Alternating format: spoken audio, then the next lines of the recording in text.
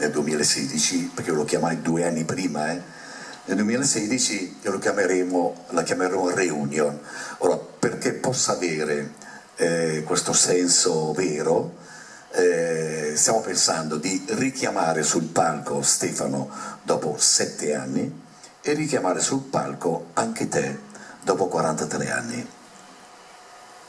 Ci fu un tipo 2 o 3 secondi di pensavo che fosse caduta la linea.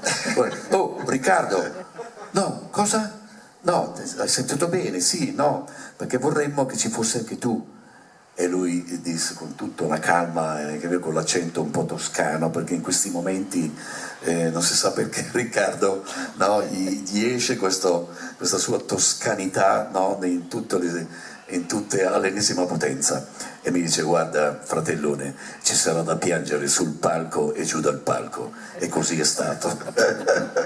Ma poi fu un po' più duro invece con Stefano, perché in effetti Stefano 7 anni prima aveva annunciato a tutti, purtroppo, e devo dire che fu per me una cosa che fino all'ultimo non ci volevo credere, perché 2 anni prima aveva detto: guardate, io avevo conosciuto Stefano, Tiziana aveva capito che era la donna proprio dell'amore di cui parlavo prima, che era la donna della sua vita.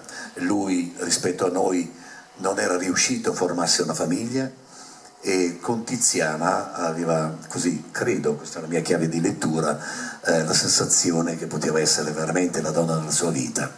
Però se rimaneva nei Pooh, forse no, non poteva dedicarsi completamente come avrebbe voluto.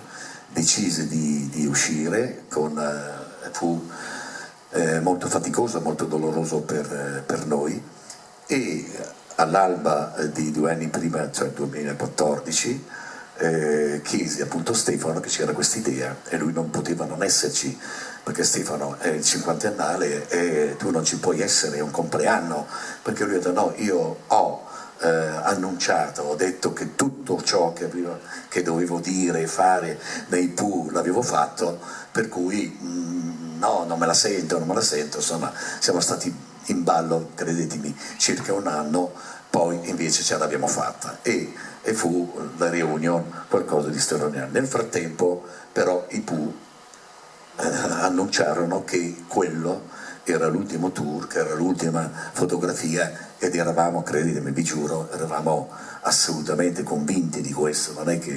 Non è nella nostra natura fare giocare, no, su queste cose qui vitali, non importanti, perché ci sono state delle persone, dei nostri fans, che veramente hanno sofferto moltissimo per questa decisione. Insomma, sono passati, arriviamo all'alba del 2023 e il mio figlio e anche il figlio di Dodi, Daniele, mio figlio Franci, ogni giorno: ma voi siete matti, dovete ritornare sul palco. Ma come no? Ma non è possibile, perché vi vogliono, vi aspettano, dai, no, è arrivato il momento, perché sì, perché no, perché sì, perché no. Alla fine ha detto: vabbè, guarda, c'è Sanremo fra un mese e Amadeus vi vorrebbe sul palco.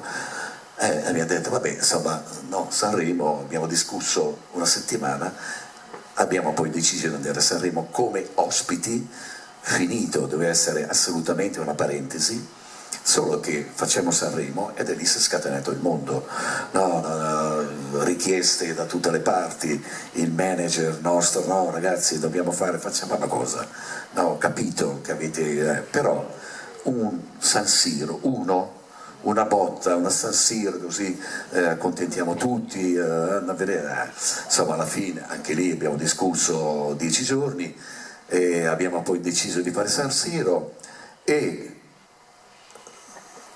è uscita la prevendita e in mezza giornata, poi l'abbiamo scritto, non è assolutamente una novità, vendemmo 30.000